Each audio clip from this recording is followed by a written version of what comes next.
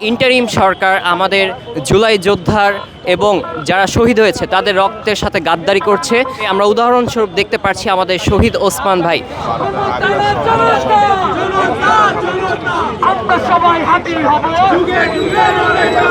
আমরা যদি আজকে হাদিবের বিচার না পাই, পরবর্তীকালে আপনাকে মেরে ফেললে, আমাকে মেরে ফেললে, আমরা কথা বলতে পারবো না। যদি ওসমান হাদি ভাইয়ের বিচার না করে আপনারা বের হন, তাহলে আমরাও আপনাদের বিচার করতে বাধ্য হব।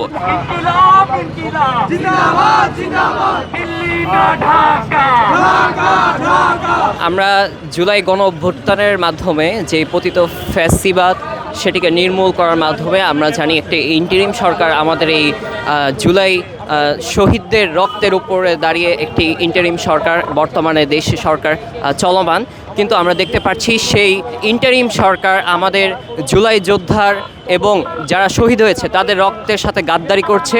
আমরা উদাহরণস্বরূপ দেখতে পাচ্ছি আমাদের শহীদ ওসমান ভাই, যিনি আমাদের জুলাইয়ের অন্যতম নায়ক, দেশপ্রেমিক, যিনি বলে গিয়েছেন যে আমাকে যদি হত্যা করা হয় আমার বিচার যেন নিশ্চিত করা হয়। কিন্তু আমরা দেখতে পাচ্ছি তার বিচার নিয়ে এখনও তালবাহানা চলছে। ডিএমপি কমিশনার বলেছেন যারা যারা এই বিচারের সাথে জড়িত তাদের নাম প্রকাশ করা হবে, কিন্তু আমরা দেখতে পাচ্ছি এখনও তিনি সেই নামগুলো প্রকাশ করেননি এবং তারা আমাদেরকে আশা ভরসা দেখিয়ে যাচ্ছেন।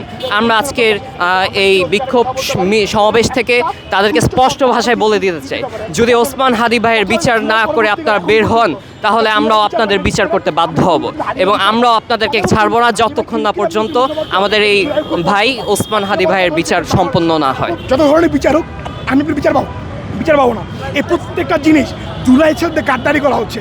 আমরা যদি আজকে হাদিবের বিচার না পাই, পরবর্তীকালে আপনাকে মেরে ফেললে, আমাকে মেরে ফেললে, আমরা কথা বলতে পারবো না।